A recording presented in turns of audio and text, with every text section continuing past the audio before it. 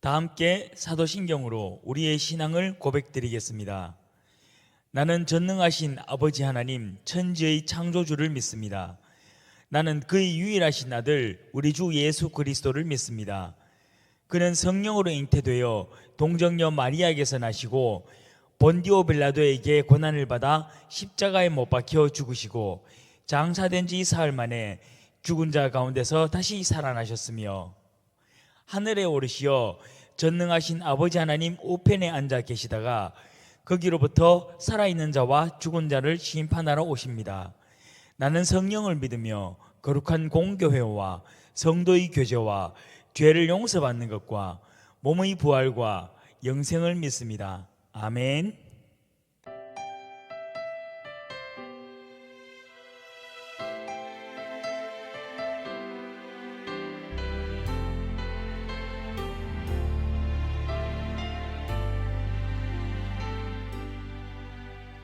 고단한 인생길 힘겨운 오늘도 예수 내 마음 아시네.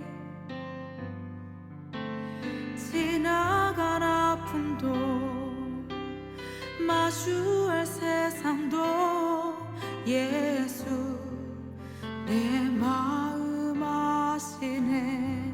고단한 인생길 고단한 인생길 힘겨운 오늘도 예수 내 마음 아시네. 지나간 아픔도 마주할 세상도 예수 내 마음 아시네.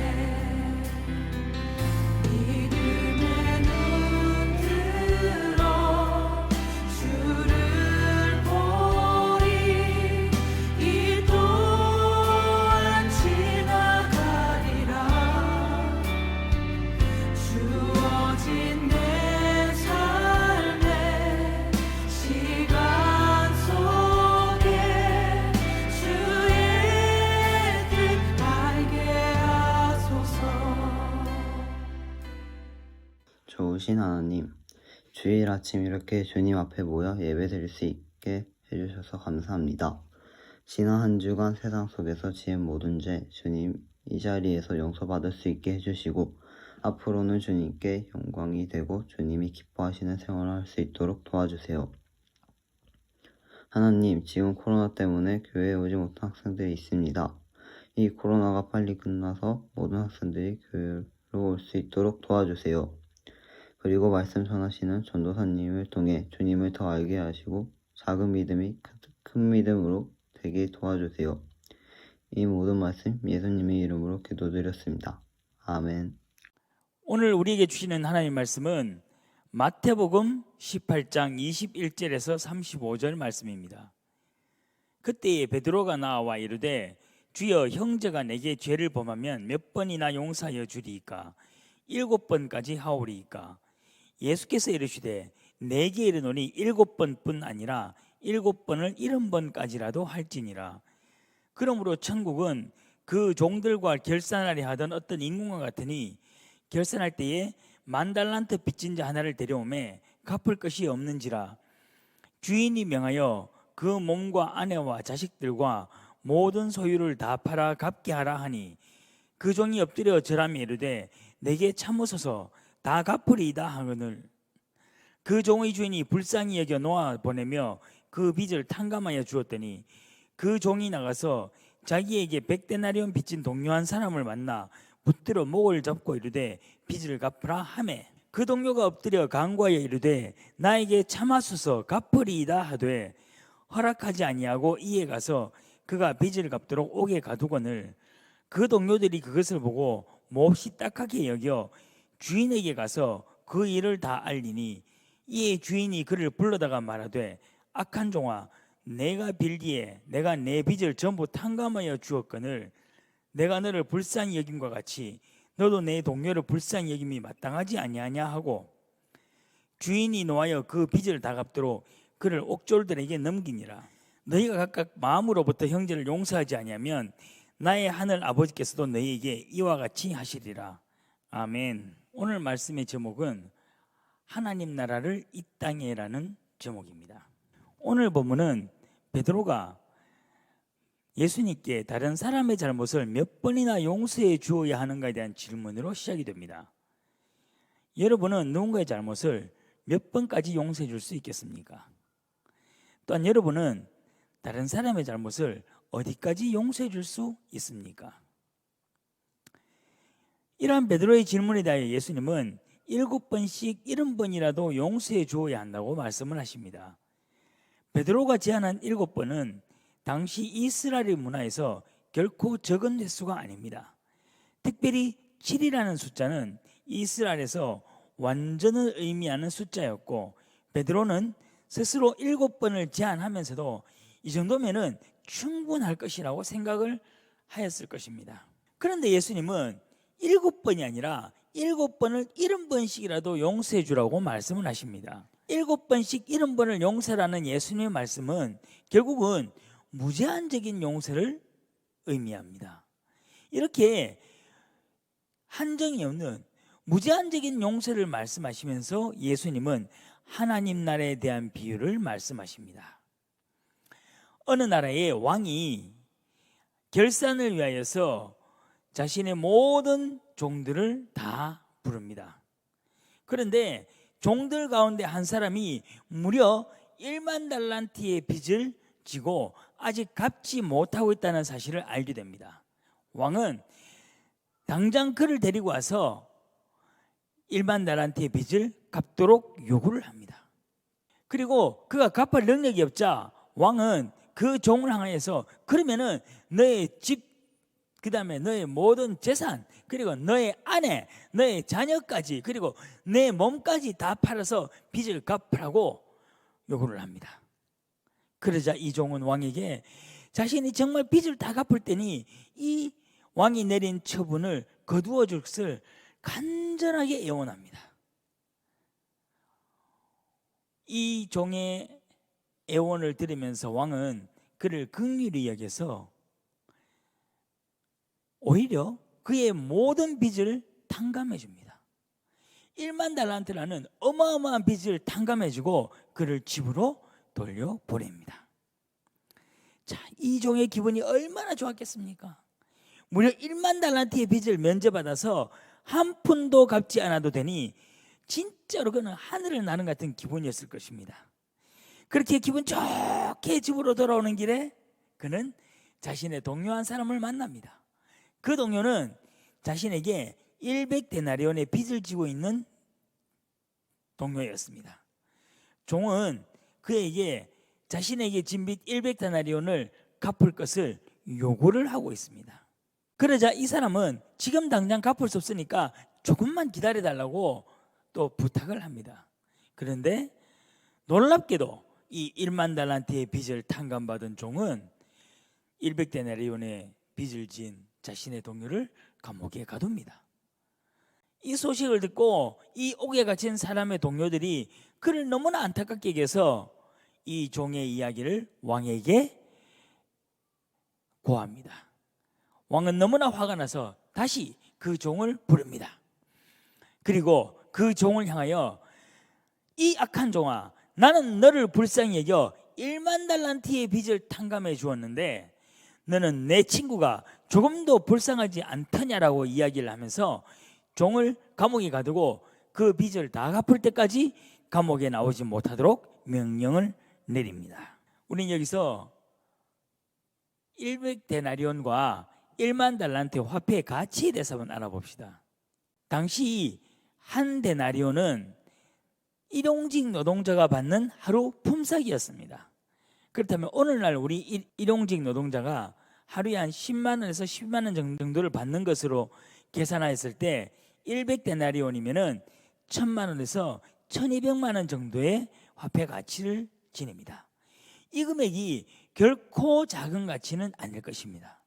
그리고 이 당시 이스라엘 시대의 경제적 상황을 생각하면은 우리가 생각했던 단순히 산술적인 화폐의 가치보다 훨씬 더 높을 것입니다. 그런데 1만 달란트는 얼마나 큰 금액입니까? 은화 한 달란트가 1데나리온의 6,000배입니다. 10만 원에 6,000을 곱하면은 한 달란트가 6억이라는 말입니다. 그러면은 이 종이 빚진 금액이 1만 달란트이니까 6억에 1만 배를 곱하면은 무려 6조 가까이에 대한 금액이 나옵니다. 상상도 못할 금액이죠. 물론 예수님의 비유에 나타난 이 단위를 우리가 산술적으로 계산하는 것이 의미가 없을 수도 있습니다. 그러나 이 악한 종은 어쨌든 6조라는 상상도 할 수 없는 빚을 탕감받고도 자신에게 1,000만 원의 빚을 진 사람을 용서해 주지 않았고 그 대가로 악한 종은 감옥에 갇히게 됩니다. 예수님은 하나님 나라를 이 왕의 이야기로 비유하셨습니다. 이 이야기를 들으면서 여러분은 어떤 생각이 드십니까? 하나님께서 우리 죄를 용서해 주기 위해서 예수님을 이 땅에 보내셨고, 그리고 이제 하나님께 모든 죄를 용서받는 우리도 다른 사람들의 모든 잘못을 용서해 줘야 한다는 것인가? 맞습니다. 성경은 바로 이것을 이야기하고 있습니다. 그런데 저는 이 말씀을 묵상하면서 이번에 가장 먼저 들었던 생각이, 과연 나에게는 용서에 대한 감격, 구원의 감격이 있는가를 먼저 생각해 보았습니다.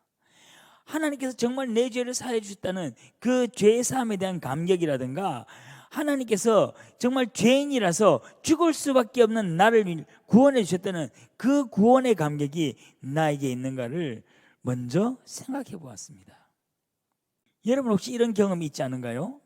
나에게 너무 기분 좋은 일이 일어나서 내가 기분이 정말 최고조로 좋을 때, 정말 그 순간에는 누군가가 나에게 실수를 하여도 나는 그 실수 때문에 마음이 전혀 불쾌해지지 않고 오히려 그의 실수를 가볍게 넘기면서 지나갈 수 있었던 그런 경험이 있지 않겠습니까? 어떻게 보면은 우리에게 정말 구원의 감격이 있다면은, 그 감격이 너무나 크다면은 우리를 향해서 저지르는 사람들의 잘못들 좀 이렇게 웃고 넘길 수도 있지 않겠는지요. 그런데 제가 30대가 되던 때부터 사회활동을 시작했습니다. 그럴 때마다 만났던 많은 사람들이 이런 이야기를 하였습니다. 그들은 교회 다니지 않았고 그들은 교회를 향해서 교회 다니는 사람들이 인색하다는 이야기들을 굉장히 많이 하였습니다. 그 인색은 첫 번째가, 교회는 언제나 사랑을 이야기하는데 사랑에 인색하고, 두 번째가 화해에 인색하고, 세 번째가 다른 사람을 도와주는 것에 인색하다는 것입니다. 결국 이 인색하다는 것은, 그리고 이 여러 가지의 상황들은 표현이나 조금 어떤 구체적인 상황은 좀 다를지 몰라도 이들이 이야기하는 내용은 결국 같은 내용인 것입니다. 여러분, 정말 우리를, 자신의 모습을 다시 한번 더 돌이켜 봅시다. 정말 우리에게 구원의 감격과 구원에 대한 믿음이 있습니까? 하나님께서 우리를 사랑하시고 예수 그리스도께서 우리를 위하여 십자가에 못 박혀 돌아가셨고, 성령님께서 바로 지금 이 순간 우리를 위하여 기도하고 우리의 삶을 인도하신다는 것을 믿으십니까? 우리는 오직 성삼위 하나님의 그 은혜 때문에 어떤 대가도 없이 아무런 값도 없이 우리의 모든 죄가 용서를 받았고 장차 부활과 영원한 생명에 이를 것이라는 이 사실을 믿으십니까? 우리에게 이러한 믿음이 없다면 지금 우리는 이 자리에서 예배를 드리고 있을지라도 교회 밖에서 예배를 드리지 않는 사람들과 무엇이 구별될 수 있다는 말입니까? 그러나 만약에 이 사실에 대한 믿음이 100%가 아니라도 정말 0.1%라도, 정말 0.01%라도 우리가 그 믿음이 있다라면은 우리는 이제는 세상 사람들과는 다른 삶을 살아야만 합니다. 또한 그들과 다른 삶을 살기 위해서 날마다 새롭게 우리가 결단을 해야만 합니다. 본문의 이야기로 다시 한번 돌아가 볼까요? 왕으로부터 1만 달란트의 빚을 면제받은 이 악한 종의 모습을 한번 생각해 봅시다. 그가 얼마나 기뻤겠습니까? 얼마나 큰 감격이 그에게 있었겠습니까? 그는 자신의 능력으로는 정말 어떻게 감당할 수 없는 큰 빚을 탕감받았습니다. 그런데 그는 자신의 빚이 탕감받은 그 사건에만 집중하였습니다. 이제는 자신이 갚을 빚이 없다는 사실만 생각하였을 뿐 빚을 탕감해주는 왕에 대한 감사도 찾을 수가 없습니다. 또한 그는 자신의 생애에서 모든 빚이 사라진 그 가장 기쁜 날, 자신의 이웃을 감옥에 집어넣습니다. 그래서 자신이 가장 기쁜 날이 자신의 이웃에게는 가장 슬픈 날이 되어버립니다. 물론 그 대가로 이 악한 종은 왕의 심판을 받습니다. 복음서 가운데서 마태복음은 독특하게도 심판에 대한 이야기가 상당히 많이 기록되어 있습니다. 우리는 지난주일에도 소외되고 연약한 이웃을 돌보지 않았을 때에 하나님의 심판을 피할 수 없다는 말씀을 함께 나누었었습니다. 그리고 오늘 말씀에서도 우리는 하나님의 은혜를 받은 우리가 그 은혜를 이웃과 함께 나누지 않을 때에 우리가 하나님의 심판을 받는다고 기록되어 있다는 것을 읽었습니다. 그러나 오늘 본문 내용을 통해서 하나님께 모든 죄를 용서받은 우리가 바르게 살지 못할 때, 즉 다른 사람을 용서하며 살지 못할 때 하나님의 심판을 받느냐 아니면은 그렇지 않느냐, 어떤 것이 옳으냐, 이런 것을 이야기하고자 하는 것은 아닙니다. 이미 하나님의 은혜 아닌 우리가 어떻게 사는 것이 바르게 사는 것인가를 함께 고민해 보자는 것입니다. 오늘 본문의 말씀을 우리는 일반적으로 용서라는 의미에서 제한하여서 많이 생각하였습니다. 본문의 주인공은 왕으로부터 1만 달란트, 무려 6조 원의 빚을 면제받았지만 자신의 빚이 탕감된 것, 자신의 잘못이 용서받은 것은 생각하지 않고 자신에게 겨우 100데나리온 빚을 진 사람을 용서하지 않고 감옥에 가둡니다. 그러므로 우리도 하나님께서 우리 죄를 용서하시는 것을 생각하면서 다른 사람의 잘못을 용서하자는 이런 구조의 묵상이 대부분이었습니다. 그러나 저는 여기서 용서라는 단어를 은혜라는 단어로 조금 확장해서 생각해 보았으면 합니다. 본문에 기록된 사람은 자신이 받은 은혜만을 생각하였고 자신이 받은 은혜를 나누지를 않았습니다. 이 말씀은 곧 하나님의 은혜 안에 있는 우리는 우리가 받은 하나님의 은혜를 이웃과 나눌 수 있어야 한다는 것입니다. 우리가 받은 하나님의 은혜를 이웃과 나눈다는 것은 단순히 오늘 본문에 기록된 용서라는 단어라든가 또는 우리가 이해하는 전도라는 단어에 제한하지 않습니다. 우리가 하나님께로 받았다고 생각하는 모든 것, 그 모든 은혜들을 실질적으로 이웃과 나눌 수 있어야 한다는 것입니다.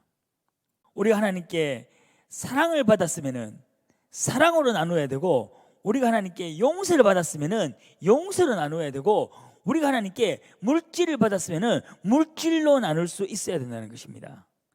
우리는 우리가 하나님께로부터 받았다고 생각되는 모든 것, 그 모든 은혜들을 우리의 이웃과 구체적으로 나눌 수 있어야 한다는 것입니다. 이것이 그리스도인의 바른 삶의 자세라고 생각합니다. 여러분은 무엇을 받았다고 생각하십니까? 그리고 그것들이 정말로 하나님께 받았다고 생각되십니까? 여러분이 시험에서 받은 좋은 성적이 하나님의 은혜라고 생각됩니까? 그러면 여러분은 이제부터 남을 위한 공부를 해야만 합니다. 여러분의 가정, 부모님, 형제들이 정말 하나님의 은혜라고 생각이 됩니까? 그렇다면 여러분은 이 땅에서 소외되고 가정이 없어 힘들어하는 고아와 독거노인들의 이웃이 되어야 합니다. 바로 그들의 가족이 되어야만 합니다. 여러분, 여러분의 생명이 정말 하나님께 받은 것이라고 생각됩니까? 그러면 여러분은 여러분의 삶을 이제부터는 다른 사람을 위한 삶을 살아야만 합니다. 물론 이런 삶을 살아간다는 것이 결코 쉬운 일이 아닙니다. 그럼에도 불구하고 우리는 적어도 이런 삶을 살기 위하여 날마다 기도하고 고민하면서 결단해야만 합니다. 그러면서 이런 삶을 살 수 있도록 하나님의 은혜를 구해야만 합니다. 언젠가 하나님께서는 반드시 여러분의 기도에 응답하실 것입니다. 그래서 여러분도 모르는 순간 여러분의 삶이 하나님의 은혜를 나누는 삶으로 변화되어 있을 것입니다. 여러분이 하나님의 은혜를 나누는 삶을 살기 위하여 몸부림치면서 고민하고 기도할 때에 하나님께서는 바로 그런 여러분을 통해서 하나님 나라를 이 땅에 이루실 것입니다. 올 한 해를 시작하면서 우리는 하나님 나라를 어떤 나라라고 이야기하였습니까? 하나님 나라가 무한한 저 넓은 우주의 어느 한 곳에 있는 그러한 나라가 아니라 하나님의 나라는 오직 하나님의 뜻이 이루어지는 나라라고 우리는 이야기하였습니다. 올 한 해 중고등부의 표가 하나님 나라를 만들어가는 공동체입니다. 우리가 어떻게 하나님 나라를 만들어갈 수 있겠습니까?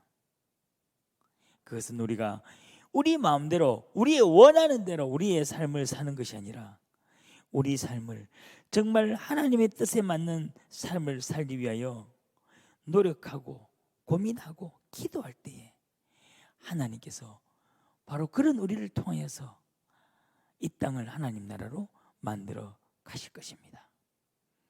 오늘 본문에 등장한 사람은 그가 왕에게 받은 은혜를 기억하지 않고 자신의 뜻대로 자신의 삶을 살았습니다. 그리고 결국 자신은 그 어마어마한 탕감받은 빚을 다 갚을 때까지 다시 감옥에 갇혀서 지낼 수밖에 없게 되었습니다. 여러분, 우리가 이 악한 종의 삶을 살아갈 수는 없지 않겠습니까? 여러분, 우리는 가장 먼저 우리 삶에 임한 하나님에게 은혜가 무엇인지를 깨달아야 합니다. 그리고 우리가 깨달은 그 하나님의 은혜를 그저 입술로 고백하고 표현하는 것에 머물러서는 안 됩니다. 이제는 우리가 정말 입술로 고백하고 표현한 우리 삶에 임한 그 하나님의 은혜를 우리 이웃에게 나누어 주어야 합니다. 우리가 고백한 하나님의 은혜를 우리 이웃과 함께 나누며 살아가는 것이 그 삶이 곧 이 땅에 하나님 나라의 씨앗을 심는 삶입니다. 그리고 하나님께서는 우리가 뿌린 그 씨앗을 통하여서 이 땅을 하나님 나라로 만들어 가실 것입니다. 다 함께 기도드리겠습니다. 하나님, 감사합니다. 1만 달란트 빚진 자의 모습을 통해서 우리의 삶을 돌이켜 봅니다. 하나님, 우리 삶이 이제부터는 하나님 나라의 씨앗을 심는 삶이 될 수 있게 인도하여 주시옵소서. 우리가 1만 달란트 빚진 자와 같은 삶을 살지 아니하고 우리 삶에 임한 하나님의 은혜를 우리가 깨닫고 고백하면서 우리가 고백한 그 하나님의 은혜를 우리의 이웃에게 나누어 주는 그런 삶을 살 수 있게 인도하여 주시옵소서. 또한 그런 우리의 삶을 통하여서 이 땅에 하나님의 나라가 이루어지고 이 땅에 하나님의 영광이 널리 울려 퍼지는 그러한 날이 올 것을 기대하며 소망합니다. 이 모든 말씀 우리 주 예수 그리스도로 받들어 기도드립니다. 아멘. 다 함께 주기도문 드리겠습니다. 하늘에 계신 우리 아버지, 아버지의 이름을 거룩하게 하시며 아버지의 나라가 오게 하시며 아버지의 뜻이 하늘에서와 같이 땅에서 이루어지게 하소서. 오늘 우리에게 일용할 양식을 주시고 우리가 우리에게 잘못한 사람을 용서하여 준 것 같이 우리 죄를 용서하여 주시고 우리를 시험에 빠지지 않게 하시고 악에서 구하소서. 나라와 권능과 영광이 영원히 아버지의 것입니다. 아멘.